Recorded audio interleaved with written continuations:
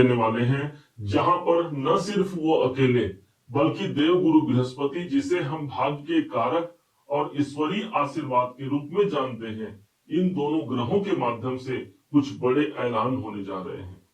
क्या और कहां होगा, इस बात की गंभीरता को जानते और समझते हुए आज हम डबल ट्रांजिट के प्रभाव को आपको प्रदर्शित करने जा रहे हैं, जहां पर कुछ ऐसे ऐलान हो सकते हैं जो हमारे जीवन में एक बेहतरी की परिकल्पना को सिद्ध करने जा रहा है और जो सबको चौंका सकता है। क्या होगा, कैसे होगा, समझिएगा। डबल गोचर का सिद्धांत वो सिद्धांत है कि किसी एक स्थान पर जब शनि और गुरु, जो कि लंबे अवधि तक चलते हैं, इनका प्रभाव किसी एक स्थान पर पड़ जाए, वो घर सबसे ज्यादा प्रभावी हो जाता है। हम यहाँ पर दो पेन ले रहे हैं, एक लाल रंग का और एक नीले रंग का। लाल रंग के पेन से हम देव गुरु बृहस्पति के प्रभाव को जानेंगे, तो वहीं पर नीले रंग से हम शनि देव के स्थान को हम घेरा लगाएंगे। जिस एक स्थान पर ये दोनों रंग आपको एक संग गोल घेरे में मिल जाए, समझ जाइए उसी स्थान का रिजल्ट हमको सबसे ज्यादा मजबूती से मिलने जा रहा है। और इसकी मजबूती से जो प्रभाव मिलने की जो तैयारी है ग्रहों के द्वारा, वो मिलने जा रहा है 18 अक्टूबर सन 2025 तक। जानिए क्या होना है।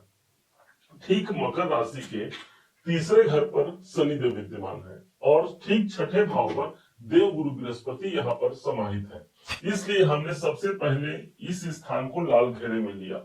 इनके पास जो पांचवी दृष्टि है वो आपके कैरियर के घर पर, इनकी जो सातवीं दृष्टि है वो ठीक 12वें घर पर, इनके पास जो एक और दृष्टि बची हुई है, इनकी नवम दृष्टि, वो पहुंच रही है धन के भाव पर। ये चार घरों पर देव गुरु बृहस्पति का प्रभाव आ गया। अब आइए शनिदेव को समझते हैं। शनिदेव के पास जो प्रभाव है वो स्वयं तीसरे भाव पर बैठे हैं, इसलिए तीसरे घर को हमने घेरा डाल दिया। पंचम भाव पर तीसरी दृष्टि और भाग्य भाव पर इनकी सप्तम दृष्टि और साथ ही साथ दसम दृष्टि पड़ रही है ठीक 12वें घर पर। चूंकि शनिदेव आज वक्री अवस्था पर चल रहे हैं, इसलिए इनका परिणाम एक घर पीछे नहीं मिलेगा और वो स्थान हो गया हमारा धन का भाव। अब कौन सा ऐसा घर है जहां पर आपको दोनों कलर दिख रहे होंगे, ठीक वही घर इस समय पर एक्टिवेट हो गया और उसी के परिणाम कई गुना ज्यादा मजबूती से हमको मिलने जा रहे हैं। क्या होगा समझिएगा। सबसे पहले लेते हैं हम द्वितीय भाव को, क्योंकि ये आपके राशि मकर राशि के निकट है। ये स्थान है हमारे धन का, हमारे कुटुंब का, जहां पर शनिदेव धन स्थान पर अपना प्रभाव दे दिए, जो कि हमारा कर्म है। देव गुरु बृहस्पति का प्रभाव आ गया, जो कि हमारा भाग्य है, अर्थात कर्म और भाग्य दोनों का समावेश धन के भाव पर मिल गया। इसलिए आर्थिक प्रगति के हिसाब से भी देखा जाए, एक बेहतर हम आर्थिक लक्ष्य को प्राप्त कर पा रहे हैं।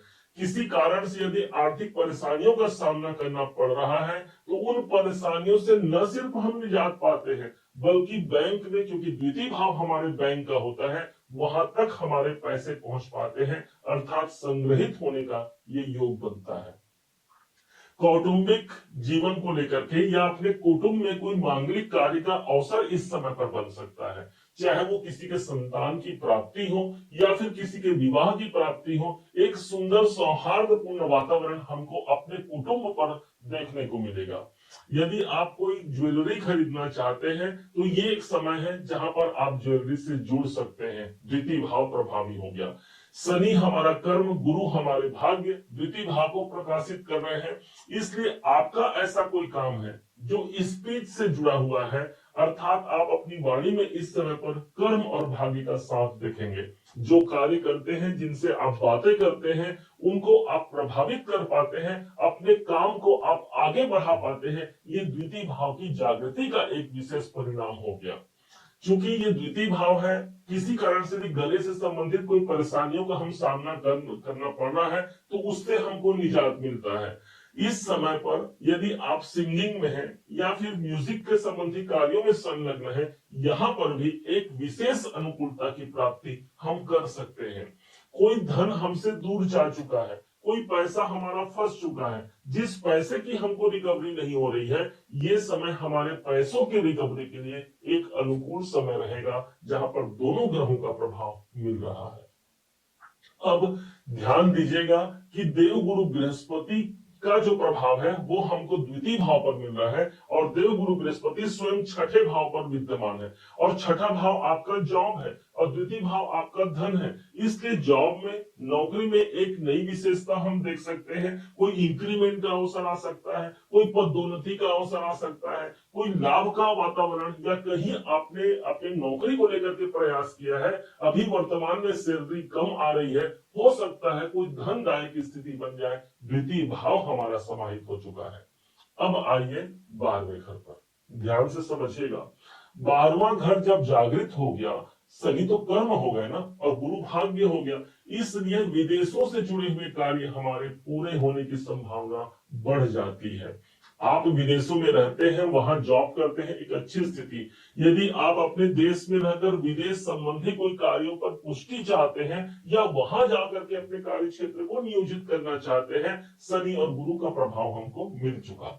चूंकि ये 12वां घर हमारे इन्वेस्टमेंट का है, धन भाव यहाँ जागृत तो हो ही रहा है, साथ में 12वां घर भी जागृत हो रहा है, तो जो पैसे हमने बनाए हैं, जो धन हमने कमाया है, उस धन को न सिर्फ हम अपने जेब में रखते हैं, बल्कि इस समय पर बेहतर इन्वेस्टमेंट का ऑप्शन हमको प्राप्त होता है। यदि आप इन्वेस्टमेंट करना चाहते हैं, कोई धन की प्राप्ति नहीं हो रही है, कोई मिल सकता है जिसके माध्यम से हम इन्वेस्टमेंट कर सकते हैं।